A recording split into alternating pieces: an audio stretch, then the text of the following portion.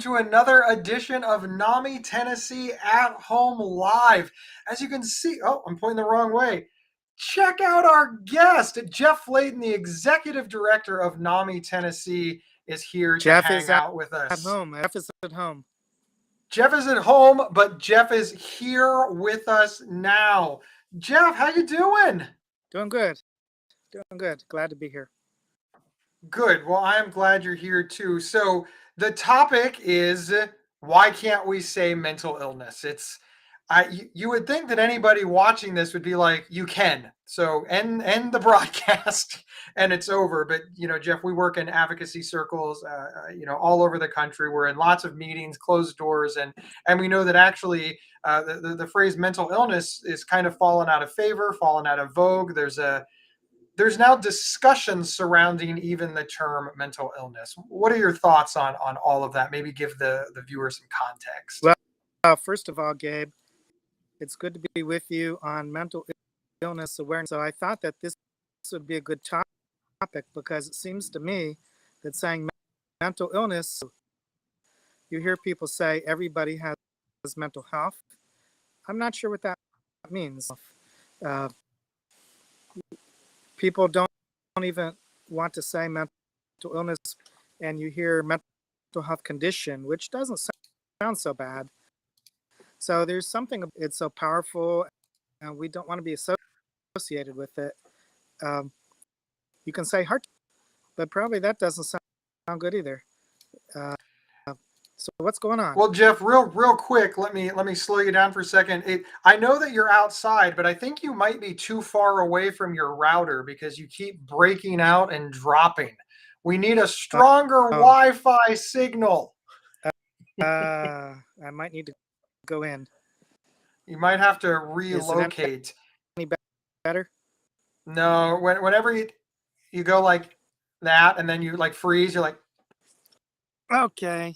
It was a nice thought on this beautiful day, but unfortunately the Wi-Fi universe is existing to work against you. While Jeff is moving inside, I want to tell everybody about NAMI Tennessee's email list. It's a great email list. You can sign up just by going to our website at namitn.org, and that's where you'll find out about all the things that we do, including our walk, our gala, fundraisers, legislative advocacy, things like NAMI at Home Live.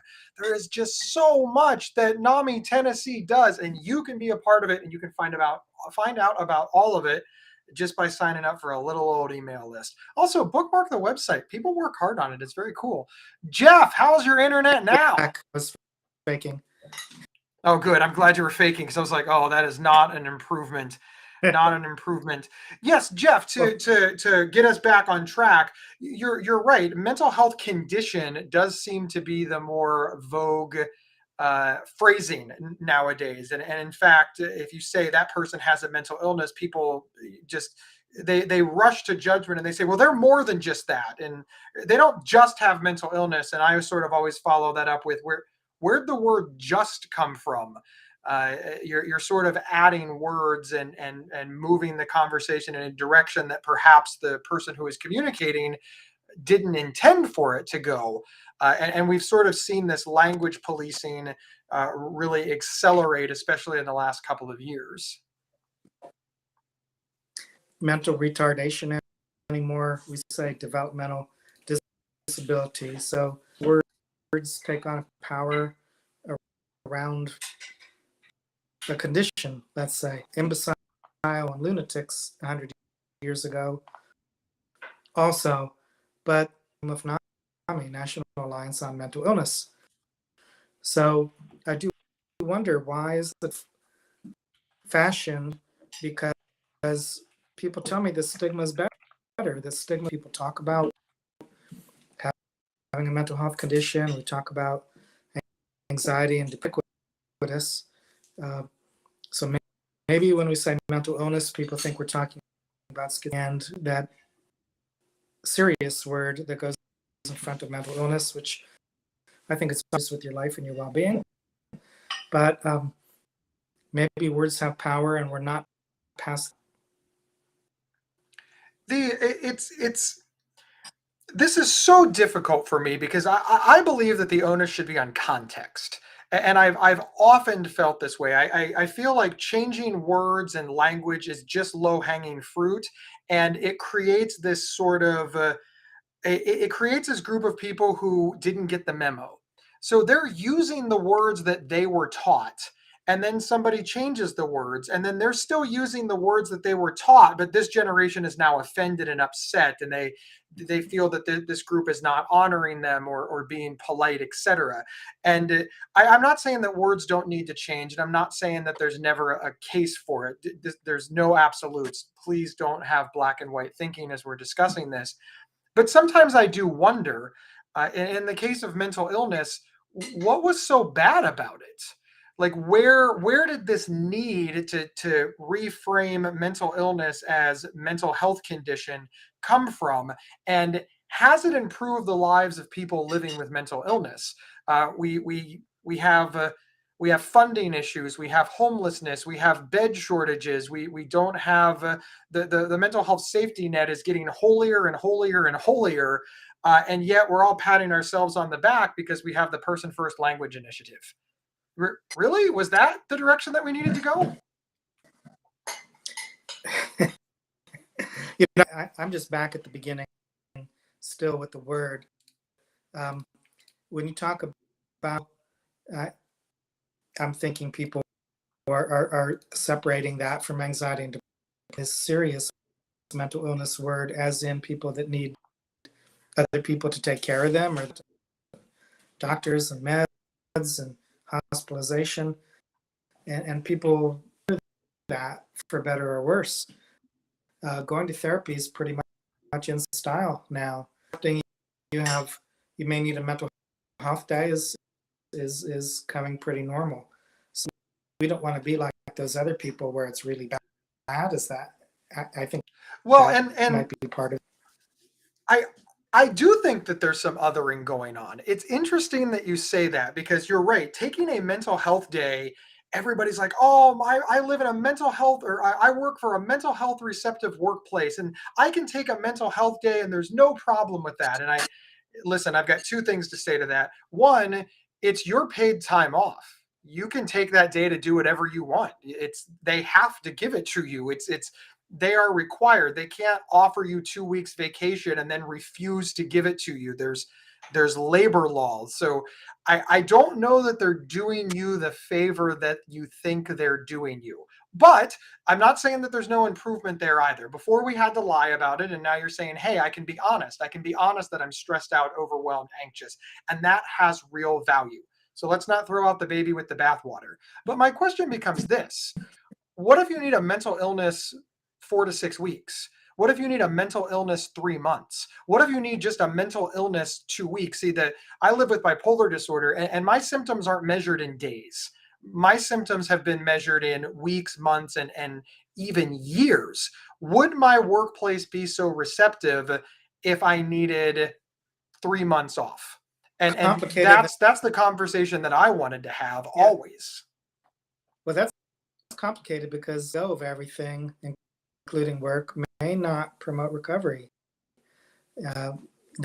Work being not socially isolated may promote recovery. Up a minute. You said an interesting term about othering, and my way, we don't have a tolerance for different.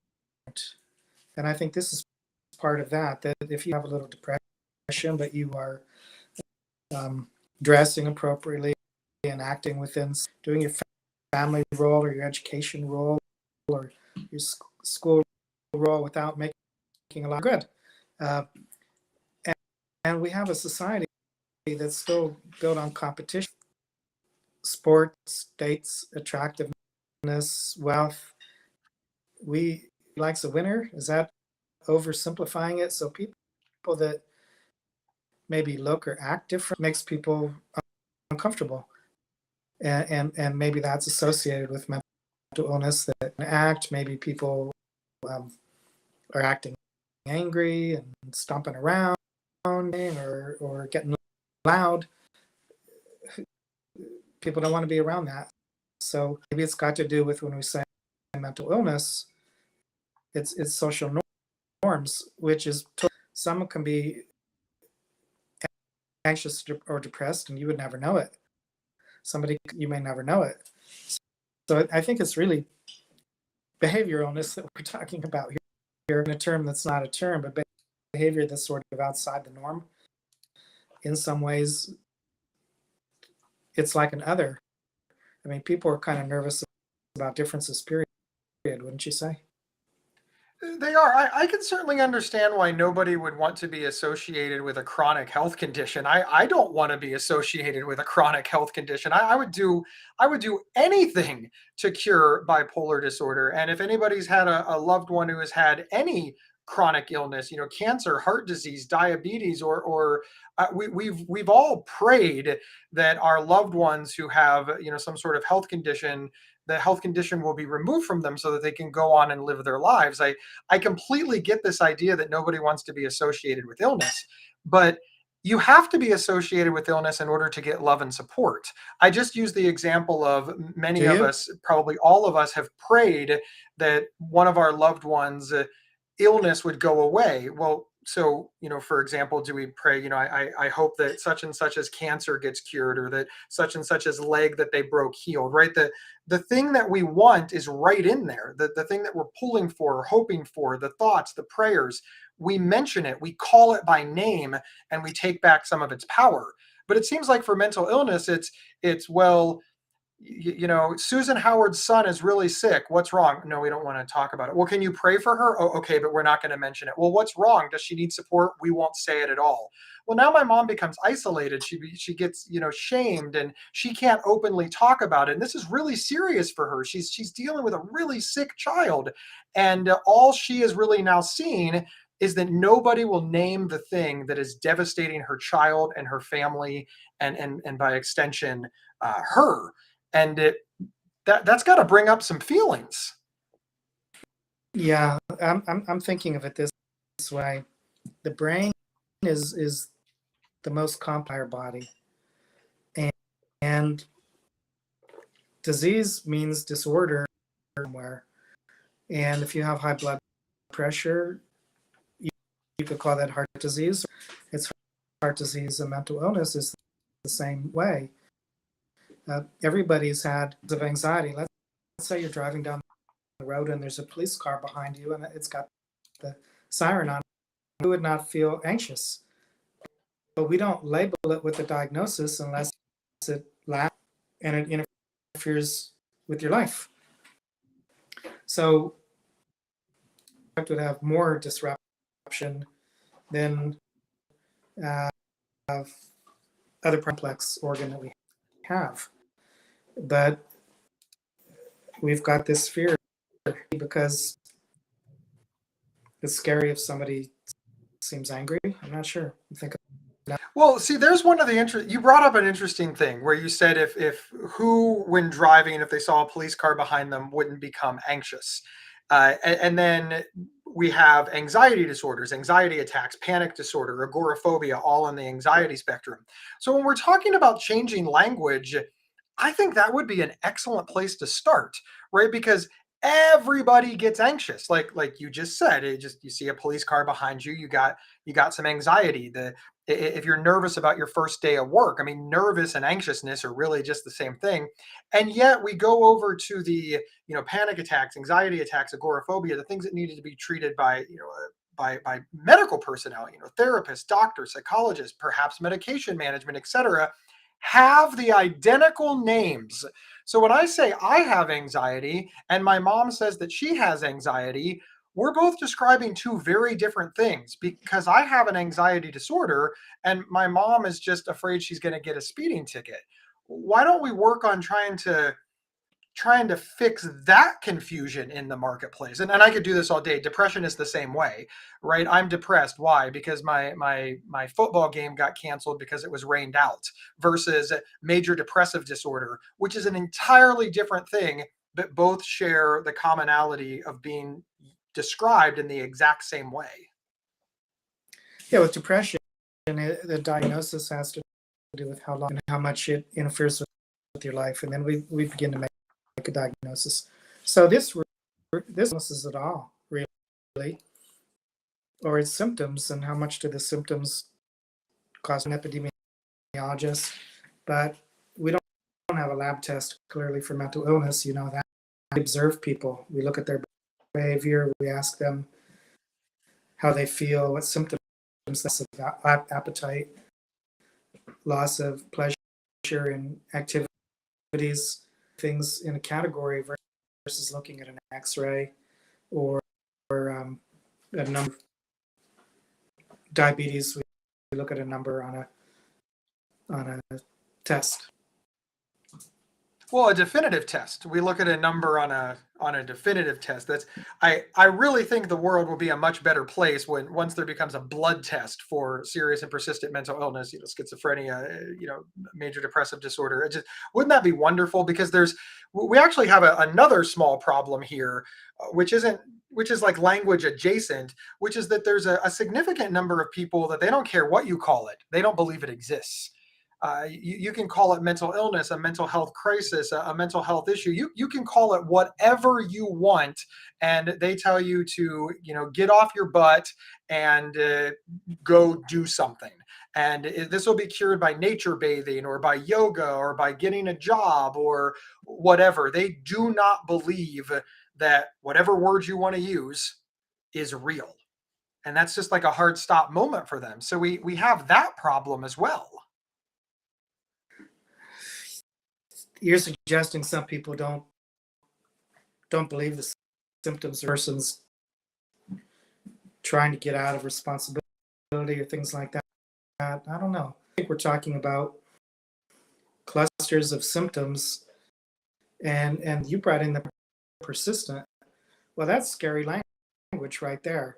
Severe and persistent, if you're always going to have it, that's something nobody wants to hear, that they're always going to have anything. And just more fear around the word when we say severe and persistent, or we just look at it doesn't last. If you can still do the video right now, in spite of how you feel, maybe the symptoms are not that severe. So symptoms or more serious symptoms. I think one of the issues that we have surrounding language is the people who are well are the ones driving the language train. And they're saying, look, serious and persistent sounds scary, so let's change it. And I think the downside to that is that means the people who are sick were like, well, why don't they recognize how sick they are? Well, I don't know. We removed all the scary words.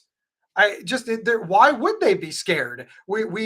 We have intentionally made the language in such a way that we don't want people to be afraid of it. Well, it worked. People with bipolar disorder aren't afraid of it, so they all stop taking their medications because they're just fine. You're like, why would they do that? How did they not know how serious it was?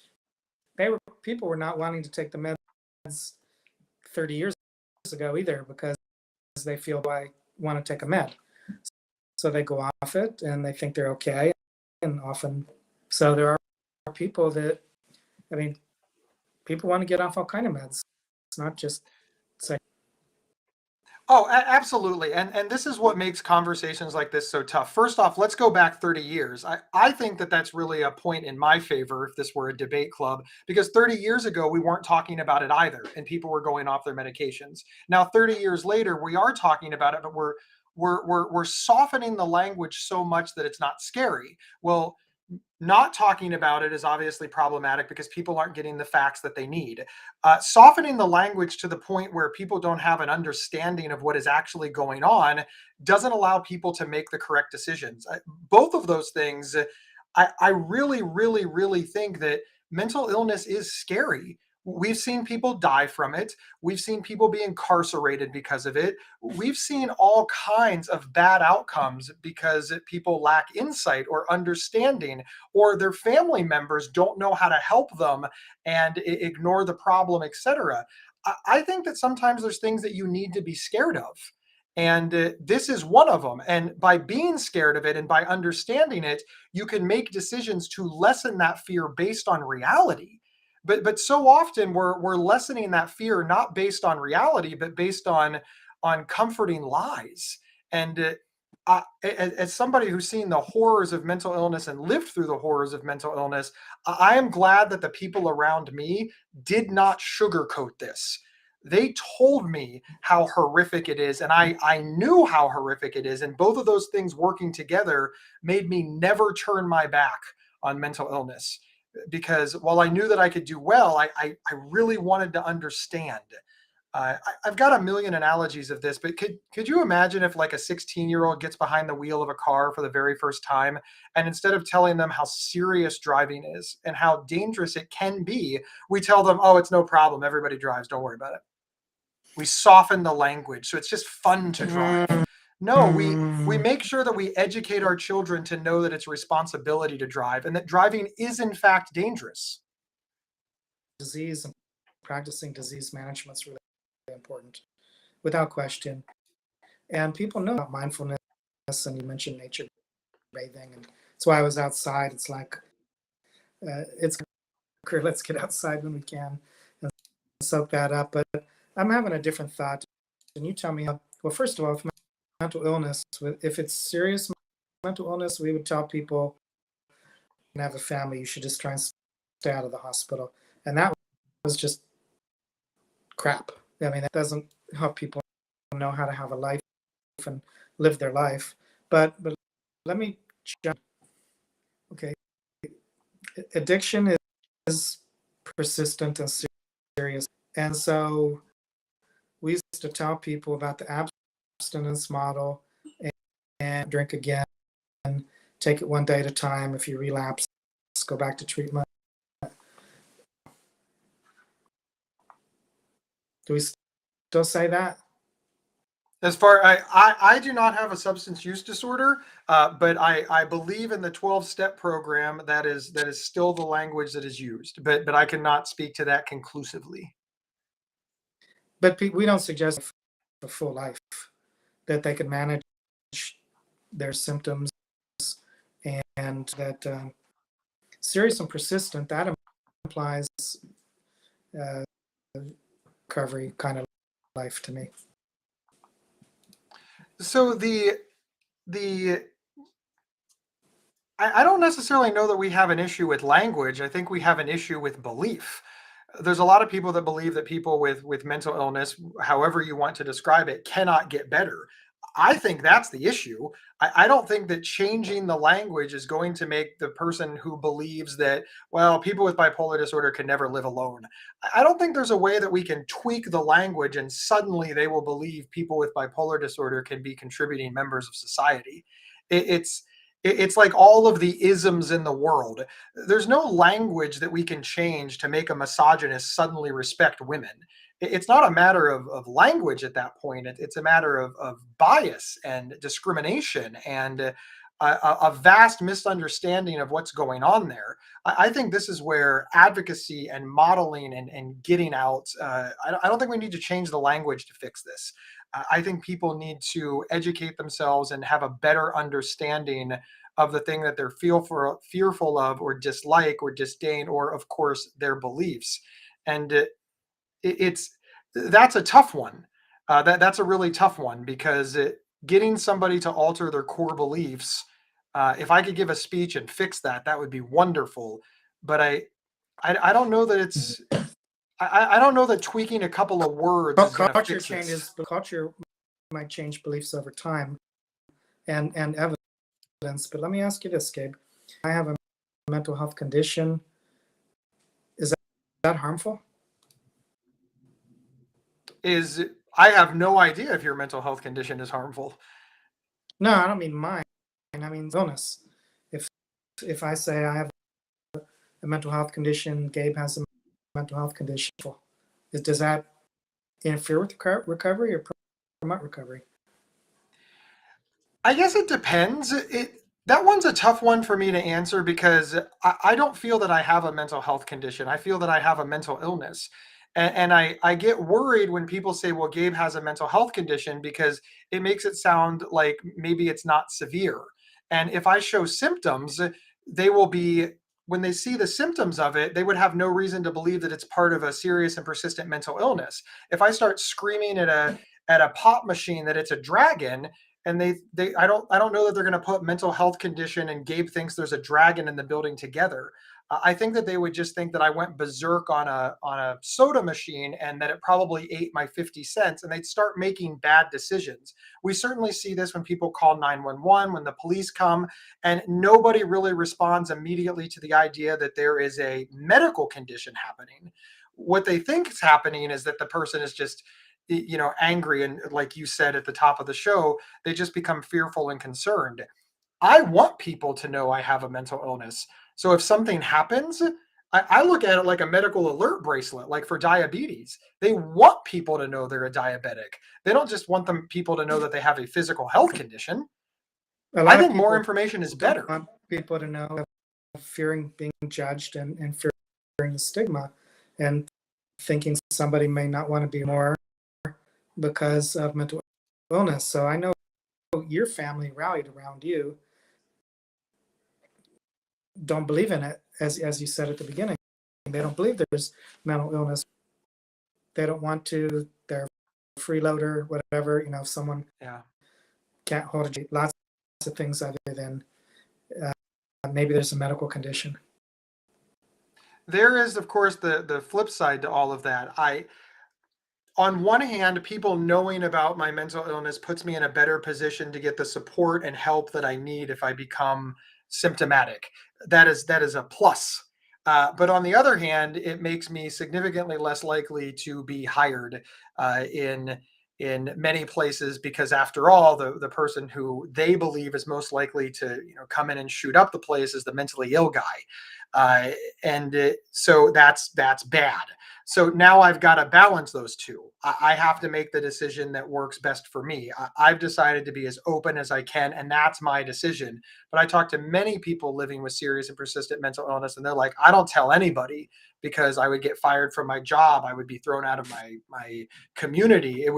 Bad stuff would immediately happen to me if I was open. But now they're in a worse position, because if they're ever symptomatic, they know for a fact that the people around them are uneducated about the best way to care for them.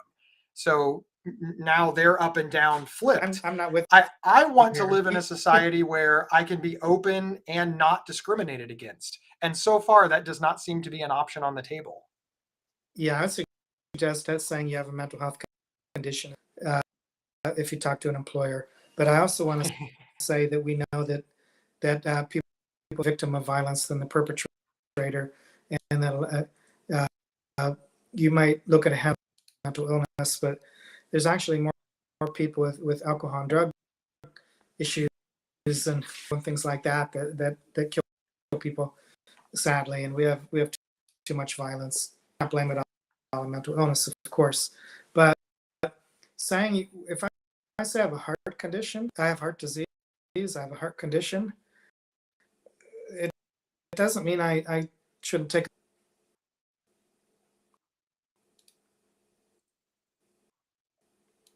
Your question got cut off. I say if I said I have a heart condition, people don't take it seriously. That's still serious.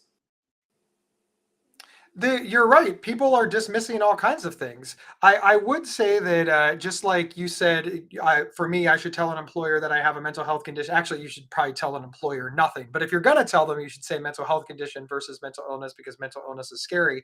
But I have to say, you mentioned telling an employer that you had a heart condition and nobody takes it seriously. You should not tell a small business that.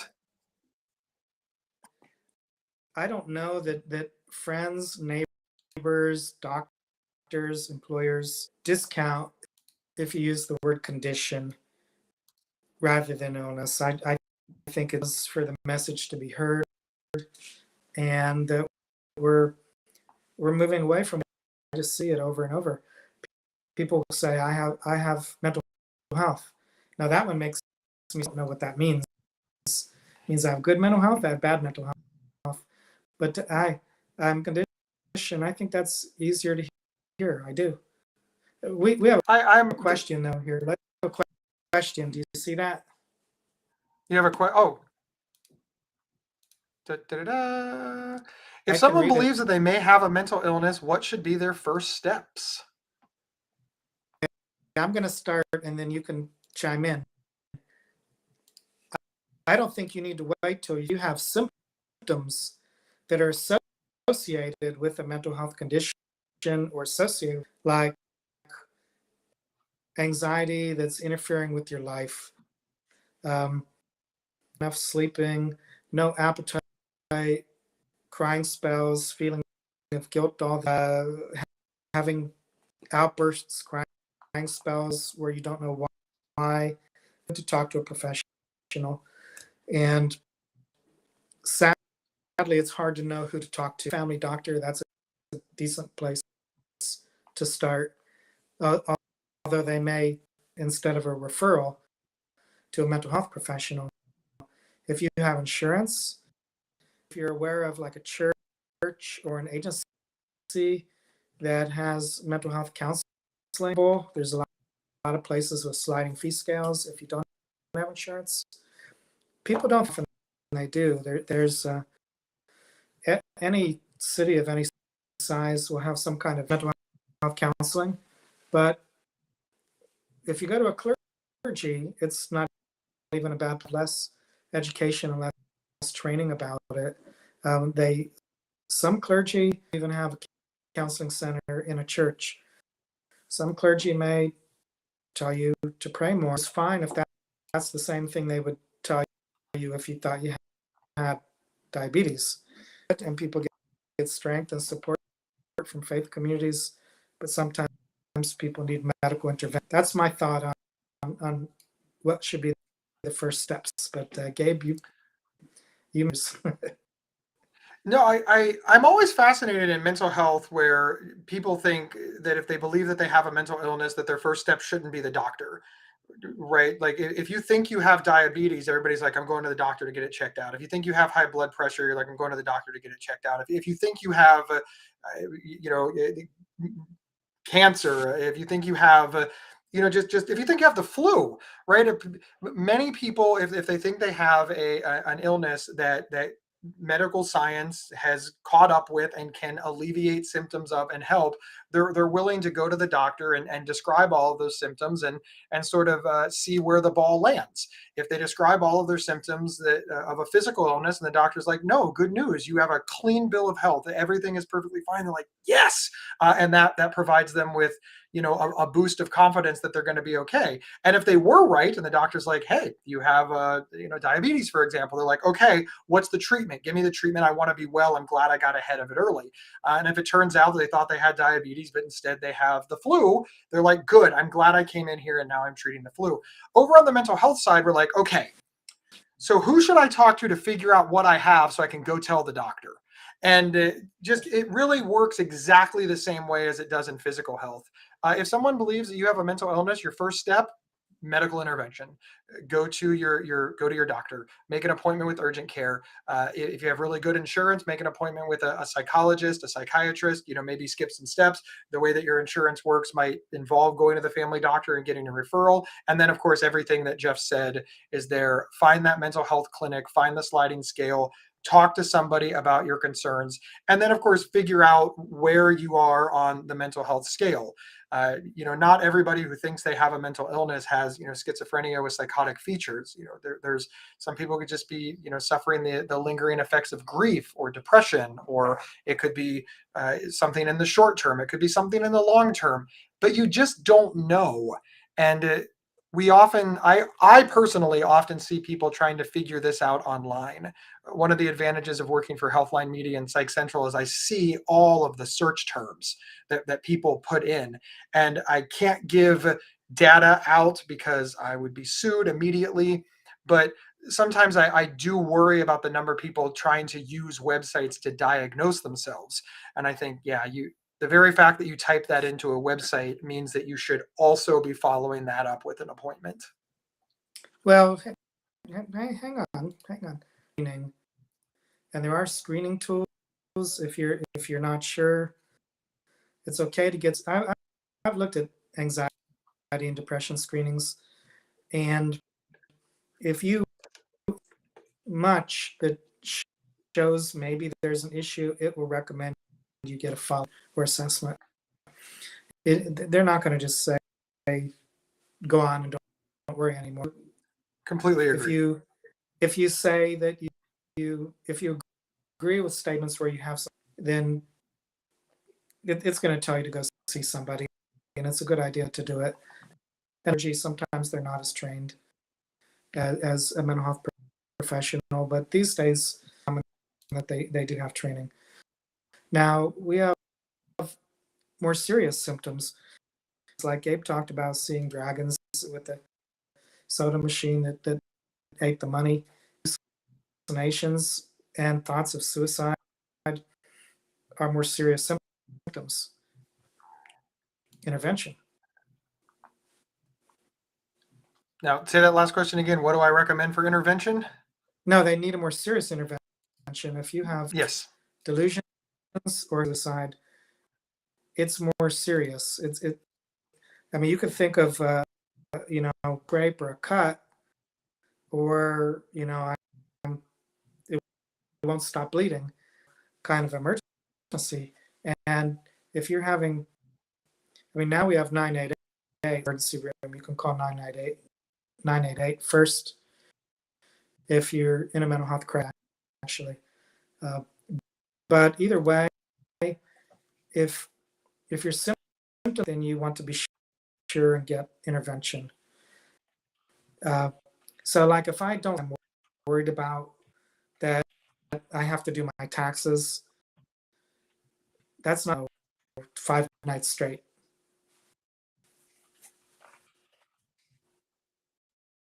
With that, Gabe, about acuity, like how severe the presenting symptoms are? Yeah, the word on the street, and you can answer this better than I can, Jeff, is interferes with the quality of daily living for 2 weeks or more, and I mean, right? That's it's not just I would not wait 2 weeks if I'm having thoughts of hurting myself. Day one is okay. Oh, yes. But I apologize. But loss of appetite, crying spells, poor sleep, I don't think you need to wait 2 weeks on that one either. If diagnosis, we have a thing called adjustment disorder, which means it's just a little bit, and then major depression, is more serious, more impact. So you don't have to worry about making the turn with your life, and it's multiple days. Yeah, reach out. Sure. I think it's sort of one of those, for me, if you have to ask, the answer is yes, right? If you wonder if you should reach out, or if you wonder if something's wrong, just assume that the answer is yes and go get it checked out, right?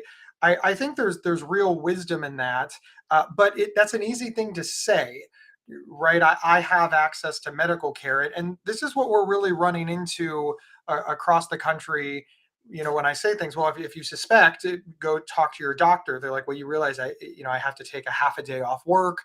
It's a $100 copay because I haven't met my deductible, and I'm living paycheck to paycheck now, and that becomes really, really difficult. But I will say, if you feel, obviously, like hurting yourself, please immediately call 911, go to the ER, call 988, do whatever it can, because we need you to be here tomorrow, unequivocally, absolutely.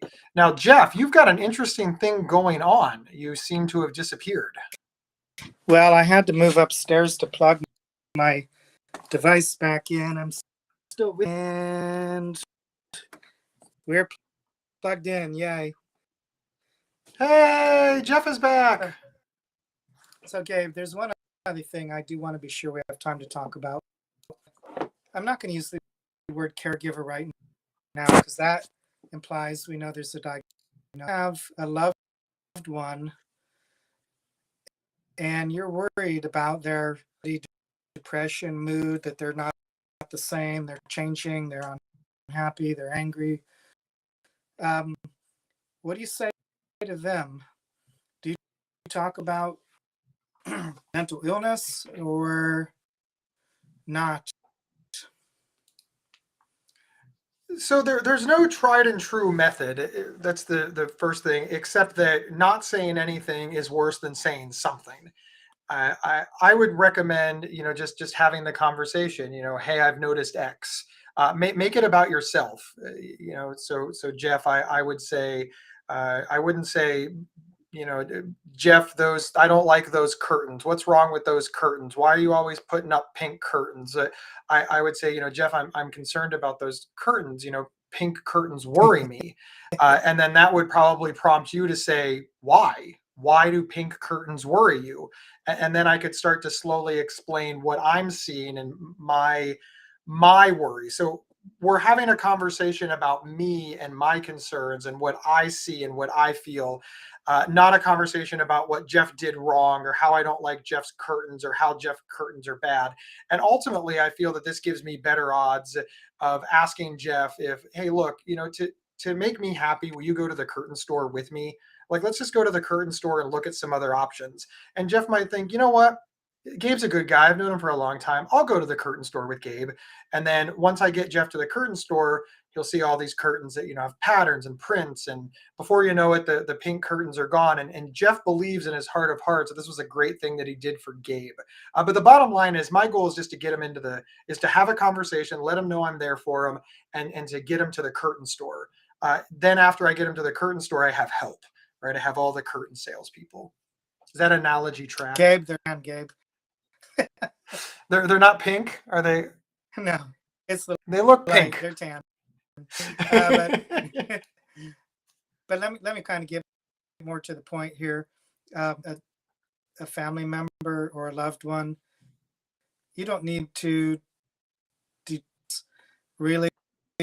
What you want to do is share concern, because a lot of people, I'm fine, they don't know that anybody else may notice that there could be an issue. But if you see things that are unusual in the family, you can talk about it with the family member.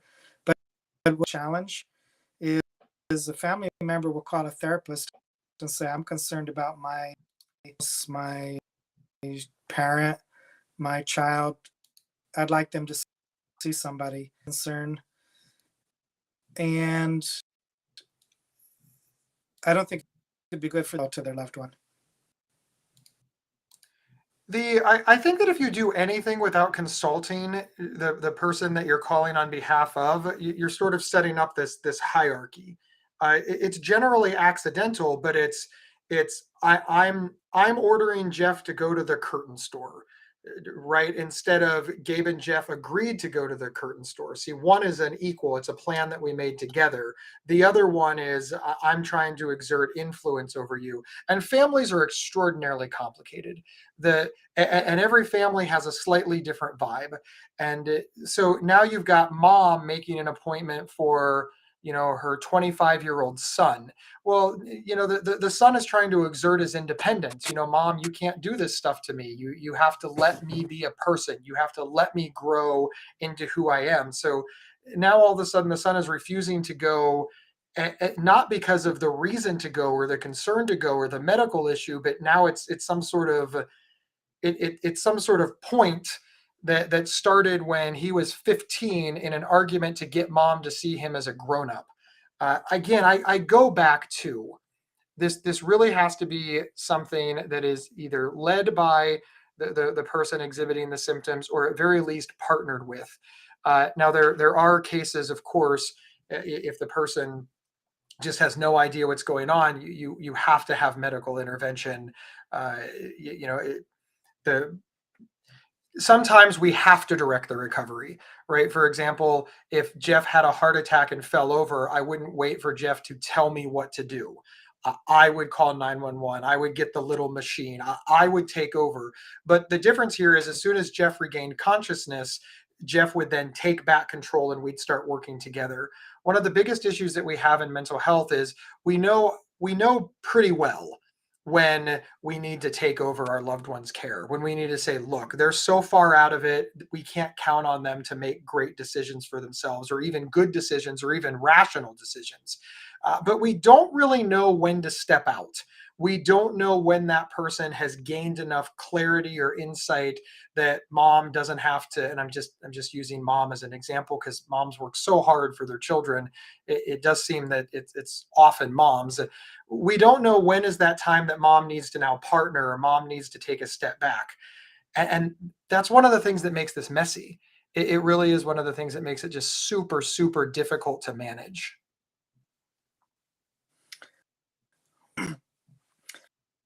I'm thinking about your situation, Gabe, because you often talk about your situation and your recovery and your history. So if your wife's symptoms are increasing, she would talk to you about it. Uh, Yeah, if I started showing symptoms, my wife would talk to me first, and ideally, because of how long we've been doing this, the amount of experience that we have, my coping skills, she'd get to me like if this is the start of symptoms and this is crisis, she'd get to me right here, right? That's an advantage that we have having managed this illness together for so long. We're really good at it. so you've allowed her the freedom if it's your business alone. I have allowed her the yes. I feel that marriage is a partnership, and all of the rules of marriage apply. And I think that any reasonable person, if they heard, well, my husband has cancer, but I stay out of that. You, I think anybody's head would naturally, cock to the side and think, wait, what? Your husband has cancer and you're not involved? No, no, that's his thing. I think that any reasonable You, person, you upon know, hearing that about any physical health issue, would think, well, that's different. Gabe, we're probably near this particular discussion, but you brought up a point I think that brings it home for me. Family members that are not as uh, tuned in as your situation with Kendra, they might just say, "Did you take your med? Did you take your mask?" Perspective, as opposed to, I noticed you're early, and maybe you're having trouble sleeping. That's more instead of you have an illness focus. Just my I thought think one there. of the, I'm in favor of that because when you say illness, it's this thing as opposed to we're working to manage. I think that part of the issue comes in so often in the way these things get brought up and what happens in the immediate aftermath. And I talk to a lot of families, and my family did this in the beginning. I'm speaking from complete experience. I'm super glad that my family finally got it right, but I want to be like really clear. That was like the 100th attempt. My family brought up my mental health systems or my mental health symptoms in the beginning by yelling and screaming at me because they got to their wits ends. There was a lot of how dare yous and you're making your mother cry and why would you behave this way and no son of mine, and of course I responded by yelling and defending myself, and it wasn't until many years later that education happened on both sides, right? My parents and grandparents and sisters, brothers, family, they realized that, hey, you can't just scream at them. If screaming worked, mental illness would not be a problem because we would just go scream at everybody and the problem would be solved. So it doesn't work. And then I have to be educated as well in that I always thought they were yelling at me because they hated me. And I believe this, one, because like you said, anger is scary. And two, because my mind wasn't working right. I just had angry people around me. So I just assumed that mom and dad didn't love me anymore. Part of that is the illness, and part of that is all of our interactions were just so negative. So we both had to, and I had to learn that that was not their motivation. Like I had to learn that, look, they were trying. Maybe they made mistakes, but the mistakes were made out of desperation on their part as well. Once we both realized that, we started moving to the middle, and then we had to make compromises, right? My dad is old school. He's like, do what I say, and that didn't work for me. And so he had to learn to check in. He had to learn to ask. We had to get in touch with our feelings, and it took some time, but we got there. it's not overnight. And I want to say this, there's so many family members I talk to and I ask them, are you in therapy? And they always say this, well, or not, they often say this, I'm not the one who needs it. And I'm like, yeah, you do. Therapy, education, whether it's the NAMI family to family class, your own therapist, going to a support group, it is of vital importance to the support team, to the caregivers, to the family member, the friends, the spouses. It's of vital importance. It's just as important as for the people who are living with mental illness and managing it. I can't stress that enough. Mm-hmm. The people that come to do hear the term mental illness and they learn about mental illness. So I'm thinking more about people that are at the other end of the continuum, depression, which is much more since the pandemic, and stress at work and just stress, fear, uncertainty. To go quick to mental illness, I think some don't want to deal with it. So I worry about that. It's just my opinion. No, I think you do make a very valid and reasonable point that if you suspect that your loved one has, let's say that you suspect that your loved one has the most serious and persistent mental illness that you can think of. You're right. That's a big weight for you to drop, and it's a big weight to have dropped upon you. So I'm certainly not against the, hey, I'm worried about you, or I'm concerned that you're not well. I understand the need to slowly raise the language. What I don't understand is the need to eliminate the language. You and I are in lockstep that walking up to somebody and saying, hey, I think you have a serious and persistent mental illness completely out of the blue when they've never heard it before would be terrifying to anybody. But where I come in is, yeah, they would run. I would run. We all would run. Just like if you walked up to somebody and said, hey, I think you have stage 4 cancer, I think anybody would freak out as well, which is why you never do that on the physical side. We say, hey, I'm a little bit worried about you. I want you to go get that mole checked out. And sometimes that mole could be really, really serious, and sometimes the mole isn't. But we just said, hey, let's get that mole looked at, right? But what we don't do is remove the phrase stage 4 cancer. And that's sort of always been my point. If we can have the conversation about, can you say mental illness or mental, either way, we're having the conversation. So, Gabe, you're the host with the most, so we're glad to have you here. And have some other guests coming down the road. You do not want to miss. You don't. Jeff, thank you so much for hanging out with us. We love all that you do for NAMI Tennessee. You know why you need to sign up, everybody, for NAMI Tennessee's email list? Because Jeff writes some of the stuff that's on there, right? It's the greatest content in the history ever. And one time it had a picture of Jeff in like a really fancy suit with a microphone. I think it was taken by like the USA Today. It made the papers. What were you talking about? It was like, I think it was Hill Day or some legislative advocacy. It's got to be one of the best pictures I've ever seen of you. And you looked awesome. And you all that didn't subscribe missed that picture. Jeff, what was that picture? It was all over Facebook and everything. Great picture. Oh, you might be talking about when we were doing some advocacy so that people can get prescriptions that they need, and we've had some success about you. You gave me a NAMI commercial here. We want to change the law for people impacted by mental illness or a mental health condition.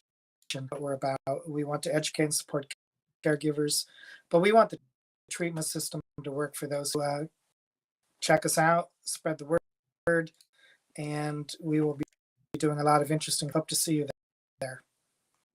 All right, everybody. Jeff, thank you so much. Everybody watching, listening, watching the replay, thank you so much. Please tell everybody about NAMI Tennessee, and we will see you next time on NAMI Tennessee at Home Live. Big waves, Jeff.